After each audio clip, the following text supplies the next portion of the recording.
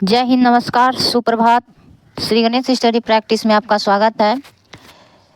आज हम लेके आए हैं आपका संस्कृत भाषा 2 का वीडियो और ये 5 दिसंबर का है। 15 दिसंबर का एग्ज़ाम है सीटेट का। तो चलिए इससे शुरू करते हैं। ये पहले पद्यांश है, दिया गया है पदभाग, और उसके बाद इसका आंसर है। आशा करते हैं संस्कृत का एग्ज़ाम आप सबका बहुत बढ़िया गया होगा।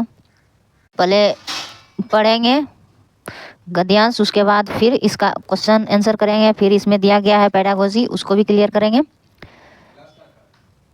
तो पहले पढ़ते हैं पद्यांश। क्या है? निम्नलिखित गद्यांश, ये गद्य है, ठीक है। गद्यांश पठित्वा यानी कहानी है। पठित्वा सप्त प्रश्नानाम, 7 प्रश्न दिया गया है 121 से 127 तक। उत्तरानी यथोचितम विकल्पम चित्वा दयानी, यानी कि विकल्प के अनुसार सही विकल्प को चयन करना है। तो गद्यांश में क्या कहता है? पार्वती शिवम प्रतिरूपेण प्राप्तुम तपस्याम आक्रोत। पार्वती प्रतिरूपेण शिवम प्राप्तम तपस्या आक्रोत। पार्वती शिव जी की पति के रूप में प्राप्त करने के लिए तपस्या करती है। स पितृगृहम प्रतित्यज्य कानेन अवसत। तो वह पितृगृह, पिता का गृह को परित्याग करके आ जाती है। कानेन हिंस्रवा पशुआ चिरंती स्म। तो हिंस्र पशुआ चरंती कानेन। उसके बाद है तथापि पार्वती निर्भया आसीत, और भय से जो है निर्भय है पार्वती। उसके बाद क्या है कि निर्भयम जानम ईश्वरम, निर्भयम जानम ईश्वरे ईश्वर स्वमेव रक्षति। और ईश्वर निर्भय होने का कारण है कि स्वयं ईश्वर उनकी रक्षा कर रहे हैं। पार्वत्या कोमलांतनु दृष्टवा जननी अधिसत वत्से क्व कठिन तप क्व च तव कोमलम शरीरम। आगे है कथम आत्पात सीतात वा आत्मनाम रक्ष्यसि तर्हि तपमाचर सुखेन स्वगृहे एव अत्रैव व्रतादिकम कुरु। तो हमेशा क्या करती थी? वो व्रत रखती थी। अतएनैव तब मनोरथम पूर्तिम इष्यति, तब इस प्रकार उनका मनोरथ पूरा हुआ। परंतु पार्वती अकथयत अम्ब तपस्या में कश्यामी। चतुर्थी विभक्ति का है ये। तपस्या करती थी। फिर है ईश्वरम मम रक्षाम करिष्यति तपस्यार्थ क्वापि न गृहे वसेत एव मुक्ता सा वन मगच्छत तपस्याम चो समाचरत। तो वह तपस्या करने वन में चली गई। कतिचित मासा गता एकदा कश्चित वटु तपोवनम प्राविशत। तो तपोवन में चली गई और वट वृक्ष के पास एकाग्रचित होकर वह तपस्या करने लगी। वटुम दृष्टा पार्वती आसनात उत्थाय तुमुपगम्य सादरम अकथयत वटो स्वागतम ते उपविष्टु भवान।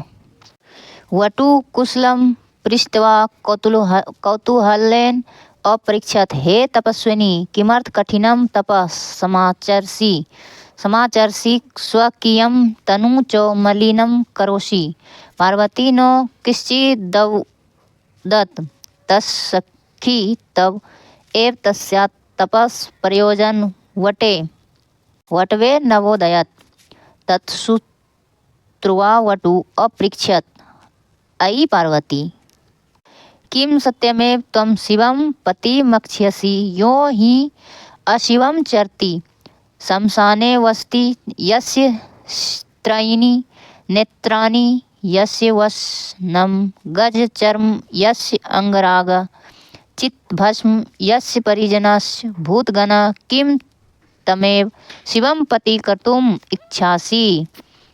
शिवनिन्दानां श्रुत्वा पार्वती क्रुद्धा जाता। सा अवदत् अप्सर अरे वाचाल त्वं महेश्वरस्य परमार्थ स्वरूपेण न जानासि तत् नोचितम त्वा स संभाव भाषणम एव मुक्ता यदा सा प्रस्थनाय उदात्ता ताव देव शिवम वटो रूपम परित्यज्य तपस्या मार्गम अवरुद्ध अवदत् पार्वती प्रीतिष्मि तब तपोभि इति। 21 का अब क्वेश्चन कह रहा है पार्वती किमर्थ तपस्या अकरोत। तो पार्वती किसके लिए तपस्या करती है? तो पार्वती शिव को प्रति रूप में प्राप्त करने के लिए तपस्या करती है। तो ये 2 नंबर इसका ऑप्शन हो जाएगा। आगे है ईश्वर कम स्वमेव रक्षति। 122 का है ईश्वर कम स्वमेव रक्षति। ईश्वर किसकी रक्षा करते हैं? तो निर्भय का, मतलब स्वयं रक्षा करने आते हैं जो निर्भय रहते हैं। यहाँ का ध्यान में भी दिया गया है। यहाँ आप देखिए निर्भयम जन्म ईश्वर स्वमेव रक्षति। तो ये हो गया आपका। अब आगे है 123 का है तरहि तपमाचर एतानि वचनानि कस्य सन्ति। तपमाचर ऐसा वचन कौन कहता है? गद्यांश के अनुसार पार्वती माता कहती है। ठीक है। आगे है 124 का पार्वती आसनाद उत्थाय कस्य स्वागतम आक्रोत। तो इसका हो जाएगा आपका ऑप्शन नंबर वटो वृक्ष में के पास जो है वो अपना आसन रखती है और वहीं पर वो तपस्या करने के लिए, तो उत्थाय स्वागत आक्रोत, तो वट वृक्ष उनके स्वागत करते हैं। यहाँ देखिए एकदा कश्चित वटु तपो वनम प्रवेशित। तपोवन वट के तपोवन में प्रवेश करती है। वटुम दृष्ट्वा पार्वती आसनात उत्थाय तमुपज्ञम सादरम अकथयत। यहाँ है ना सादरम अकथयत वटो स्वागतम ते। तो ये हो गया। अब आगे देखिए किमर्थम कठिन तपस समाचरसी। नेक्स्ट क्वेश्चन है 125 का पार्वती किमर्थम क्रुद्धा अभवत।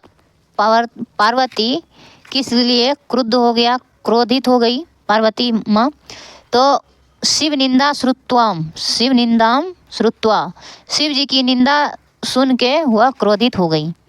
आगे है एष्यति इत्यस्य पदस्य निर्वचनम क्रियताम। क्या कहता है यहाँ पे एष्यति पद में कौन सी क्रिया है? तो चुनने के लिए बोल रहे हैं।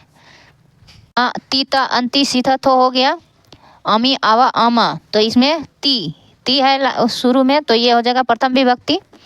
तो इस प्लस लिट लकार और प्रथम विभक्ति, प्रथम पुरुष एक वचन। तो प्रथम पुरुष एक वचन हो जाएगा एष्यति में।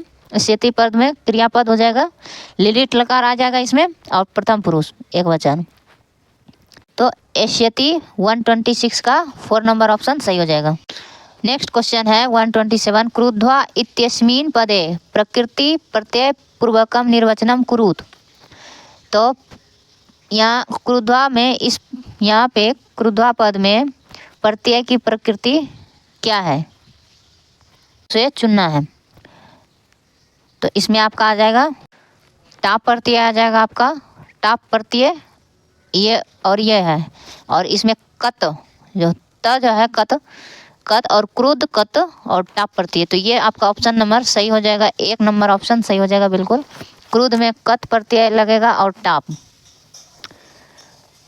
128 का है 128 का लेखनस्य विभिन्नस्य विभिन्न। ये आपका आ गया पेडागोजी शिक्षण शास्त्र का, संस्कृत शिक्षण शास्त्र। तो लेखनस्य विभिन्न अवस्थासु गच्छभि लेखन शिक्षणम किम अस्ति। तो लेखन का जो है विभिन्न अवस्था में लेखन शिक्षण क्या है लेखन के लिए। तो हमेशा हो जाएगा लेखन के संदर्भ में लेखन, यानी कि अर्थ में ही लेखन किया जाना चाहिए। तो संदर्भ में लेखन प्रक्रिया उपागम आपका 4 नंबर ऑप्शन बिल्कुल सही हो जाएगा। 129 का है क्वेश्चन आपके सामने छात्राम संप्रेषणात्मक कौशल से मूल्यांकनाय सर्वे उपयुक्ता प्रक्रिया का अस्ति। छात्रों का संप्रेषण कौशल का सबसे उपयुक्त प्रक्रिया क्या है मूल्यांकन करने के लिए? संप्रेषण कौशल का सबसे उपयुक्त प्रक्रिया मूल्यांकन कौशल को जो है मूल्यांकन करने के लिए कौन सा है? तो ये इसमें आपका हो जाएगा संप्रेषण कौशल, हम उसका मूल्यांकन कर रहे हैं उसका, तो संप्रेषण कौशल का मूल्यांकन करने के लिए सबसे उपयुक्त प्रक्रिया हो जाएगा आपका श्रवण पाठस्य श्रवणम तथा मौखिकी प्रतिक्रिया। तो ये एक है, और एक दूसरा भी है अभिनय कार्यक्रमे अभिनेत्री रूपेण भाग ग्रहणम। तो इस दोनों में से आप ठीक कीजिए कि ये दोनों ही सही लग रहा है, इसमें से सबसे बेस्ट ऑप्शन कौन है, ये दोनों में तुलना करके अब सबसे जो बेस्ट है उसी को आपको टिक लगाना है। तो श्रवण खाली सुन के और मौखिक प्रतिक्रिया देना ये होगा, या अभिनय करके कार्यक्रम में अभिनय करके अभिनेता के रूप में भाग ग्रहण करके, यानी कि उसमें अपने आप को जो है शारीरिक गतिविधि भी कर रहे हैं, उनको बहुत ज़्यादा समझ में भी आ रहा है, उसके अलावा बोल भी रहा है, सुन भी रहा है, तो वो अच्छा होगा कि ये अच्छा होगा? तो सबसे बेस्ट ऑप्शन 1 नंबर है। ठीक है, ये है चॉम्स्की के अनुसार 130 का। चॉम्स्की इतस्य मतानुसारम मानवा भाषा विकासाय डैश धारयन्ति। तो शारीरिक प्रवृत्ति ही उन बोले हैं कि दिमाग में ही उनका जो है चिप फिट है भाषा अधिग्रहण में, तो आपका जो है शारीरिक प्रवृत्ति हो जाएगा। चॉम्स्की के अनुसार भाषा जो है भाषा विकास शारीरिक प्रवृत्ति है, ना कि दूर संप्रेषण तत्परता, ये नहीं हो जाएगा, ये नहीं होगा, बिल्कुल ये गलत है। वीक्षण तंत्र शिक्षण तंत्र, तो ये भी नहीं होगा। नेक्स्ट है 131 का विद्यालय शिक्षाया प्रारंभतः ए बहुभाषाई उपागम। बहुभाषा उपागम निम्नलिखित में से दुष्परिणामान निर्वाणे सहायकम अस्ति। तो बहुभाषा उपागम के लिए दुष्परिणाम का निवारण करने के लिए कौन सा मदद करेगा, हेल्प करेगा, सहायक होगा?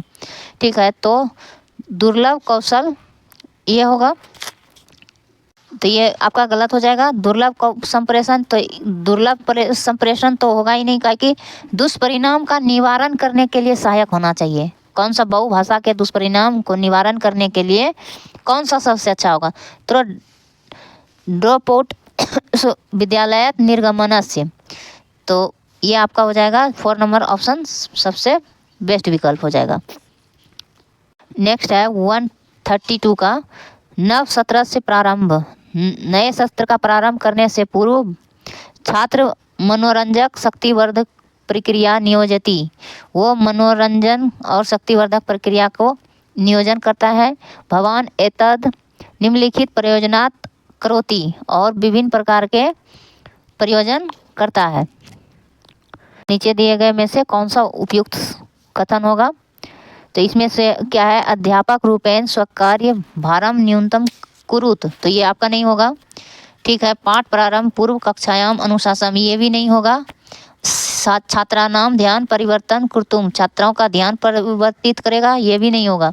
तो छात्रान कक्षार्थ सुसज्जी कर्तुम प्रेयर्तुम, ये आपका बिल्कुल सही हो जाएगा। ठीक है, 4 नंबर ऑप्शन इसका सही हो जाएगा। नेक्स्ट क्वेश्चन है शिक्षण सिद्धांतस्य रूपेण निर्माणात्मक सिद्धांतस्य विश्वसिति। तो शिक्षण सिद्धांत का निर्माणात्मक सिद्धांत इसमें से कौन सा है? तो आपका हो जाएगा शिक्षणम समाजे निर्मयति, तो 3 नंबर ऑप्शन आपका सही हो जाएगा, शिक्षण समाजे निर्मयति। तो शिक्षण सिद्धांत का निर्माणात्मक रूप। आगे है यदा कदा लोका एकस्मिन् एव वाक्ये विभिन्न भाषायां तत्वानि मिश्रयन्ति एतद् उदाहरणम् अस्ति। तो समाज भाषा विज्ञान, ये आपका नहीं होगा। ठीक है, क्योंकि यहाँ क्या बोल रहा है, वाक्य विभिन्न वाक्य का यहाँ का वहाँ का मिला के वाक्य को मिश्रित करके बोलता है, तो ऐसा उदाहरण क्या है? तो कूट मिश्रण हो जाएगा। ठीक है, कूट मिश्रण। आगे है 135 का भाषाया उच्चारणस्य विशेषणीयमानं करणात् छात्रा विश्वस्य न्यूनतमाम् अनुभवन्ति। एनं तपस्यां समाधतुम् एक उपाय अस्ति। तो भाषा उच्चारण के लिए विशेष नियम कौन सा होगा? छात्रों के लिए न्यूनतम अनुभव और समस्या समाधान के लिए उपाय बताइए क्या है? तो समस्या समाधान के लिए न्यूनतम सा उच्चारण में विशेष नियम इसमें कौन सा है? यहाँ आपका हो जाएगा कीड़ा सदृशी क्रियानाम प्रयोग या कक्षायाम मौखिक अंत संपर्कम अपेक्षयत। तो ये हो जाएगा आपका खेल कूद में अपनी जो प्रयोग में की जाने वाली भाषा है, मौखिक भाषा, अंत और आपस में संपर्क से ये भाषा उच्चारण का विशेष ये नियम हुआ। आगे क्या कहता है? उपन्यास पठनम निम्नलिखितस्य उदाहरणम अस्ति। उपन्यास पढ़ने का से कौन सा अच्छा उदाहरण है? तो उपन्यास पढ़ने का विस्तृत पठनस्य, ये आपका हो जाएगा विस्तृत पठनस्य हो जाएगा आपका उपन्यास पढ़ने में। निबंध उदाहरण प्रदानस्य मुख्य उद्देश्यम किम अस्ति। तो निबंध का उदाहरण प्रदान करने के लिए मुख्य कौन सा उद्देश्य है? तो इसमें आपका हो जाएगा, तो आपका 2 नंबर आपका बिल्कुल सही है। और परस्य दृष्टिकोणम प्रस्तौतुम, ठीक है, तो प्रस्तुत करना है। और परस्य दृष्टिकोण के अनुसार निबंध को प्रस्तुत करना है।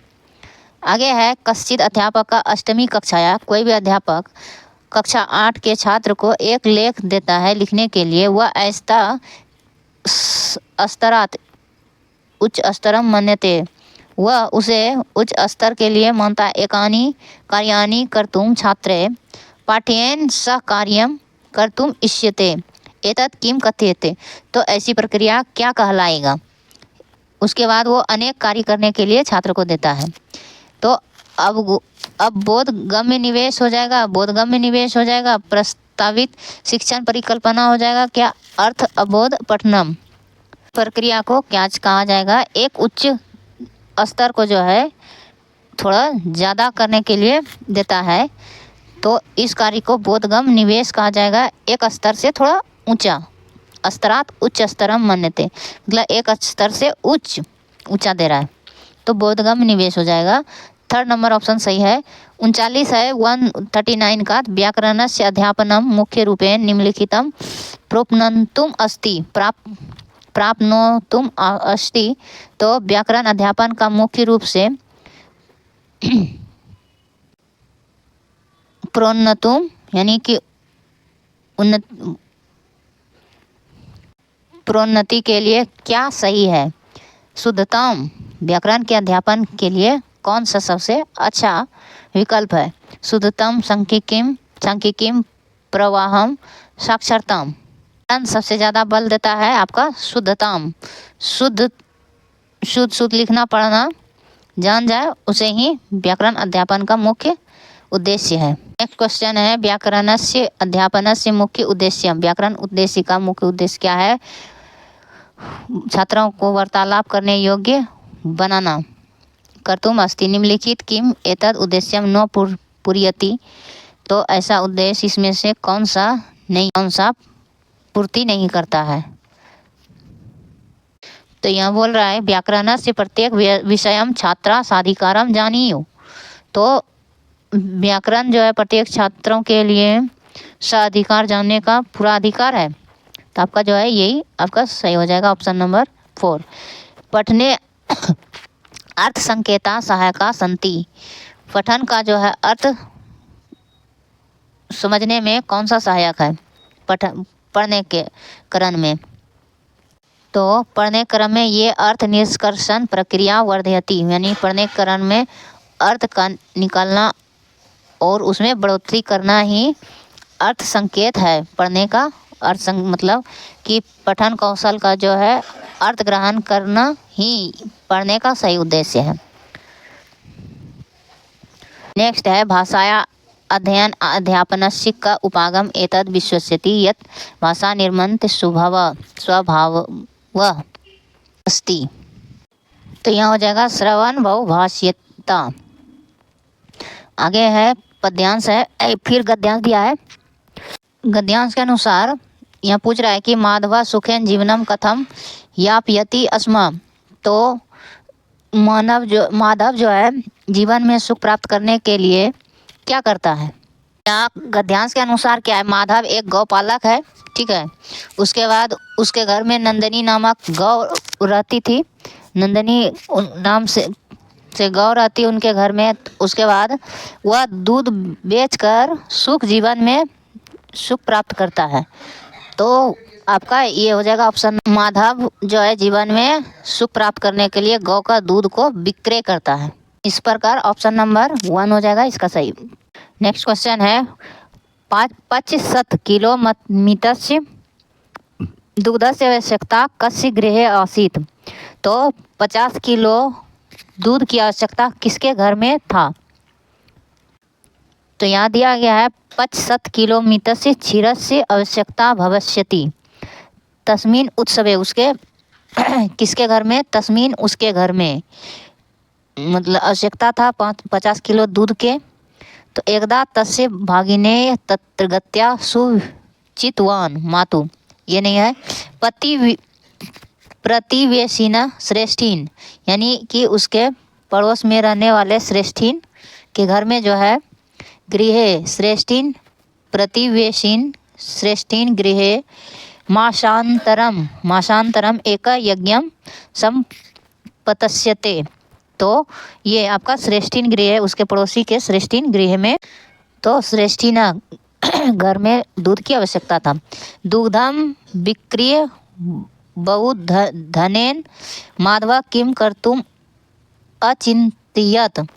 तो भवनस्य निर्माण कर्तुम, वो भवन का निर्माण करने के लिए दूध का विक्रय कर रहा था, जो कि बहुत धन, दूध विक्रय करके बहुत धन कमाना चाहता था गृह निर्माण करने के लिए। यहाँ है एतावन्मात्रं पया विक्रय बहुधनम प्राप्स्य एन एस्या भवन निर्माणम करिष्यामि, ऐसा भवन निर्माण के लिए करता था बहुत धन प्राप्त करने के लिए। एक मासांतरम, नेक्स्ट क्वेश्चन है नंदिनी दुग्धहीनम किम अभवत। तो नंदिनी को जो है 1 मास के बाद में दूध देना कम कर दी, दुग्धहीना। तो किस लिए कम कर दी, तो मास पर्यंत धेनुर दुग्धा, यानी कि महीना के अंत में धेनु दूध देना कम कर दिया। चौथा नंबर आपका ऑप्शन सही है। आप क्या कीजिए, फिर से जो है अच्छे से पढ़ लीजिएगा, अपना क्वेश्चन आपके पास होगा ही, उसको मिला लीजिएगा, आप सिर्फ आंसर देख लीजिए। भागिनेन शब्दस्य को अर्थ, भागिनेन शब्द का क्या अर्थ होता है। तो भागिनेन शब्द का अर्थ होता है आपका भगिन्या पुत्र, यानी कि भैगना पुत्र। आगे है स समीपे वस्ति इति से अर्थे गद्य से का शब्द प्रयुक्त, उसके समीप में कौन वसते थे। गद्यांश के अनुसार तो प्रतिवेशी, यानी उनके पड़ोसी रहते थे। निम्नलिखित प्रेरणार्थकम क्रिया रूपेण किम अस्ति। तो निम्नलिखित में से प्रेरणार्थक क्रिया रूप में क्या है कौन सा है प्रेरणार्थक क्रिया रूप। तो पायति, पायति में क्रिया प्रेरणार्थक क्रिया रूप है पायति। नेक्स्ट क्वेश्चन सेवा निरत इत्यस्मिन् पदे विग्रह पूर्वकम समासम कथम। तो सेवा निरत में इस पद में विग्रह समा क्या होगा, समास विग्रह। तो इसका हो जाएगा आपका सेवा निरत, सेवा निरत। तो इसमें सेवा निरत में आपका हो जाएगा पश्चिमी तत्पुरुष, सेवाया निर्गत पश्चिमी तत्पुरुष, सेवाया निर्गत पश्चिमी तत्पुरुष में हो जाएगा। तो इस प्रकार आपका सारा हो गया क्वेश्चन। ये पेपर 2 था, संस्कृत भाषा, संस्कृत लैंग्वेज 2 था, ठीक है, लैंग्वेज 2। तो अब बहुत ज़्यादा स्टूडेंट का लगभग यही होगा, इंग्लिश भाषा 2 में होगा या और संस्कृत भाषा 2 में। आशा करते हैं इसका जो है क्वेश्चन आंसर सही सही मिलान हो गया होगा। कुछ अगर एका दुक्का हो तो उसे थोड़ा जो है देख लीजिएगा, आप नेट से भी सर्च करके। इसमें कुछ गलत सही भी हो सकता है, लेकिन 99 पॉइंट इसमें सही आंसर दिया गया है क्योंकि गद और पद पढ़ के इसमें दिखा दिए आपको। ठीक है, मस्त रहिए, व्यस्त रहिए, धन्यवाद। जय हिंद, वंदे मातरम।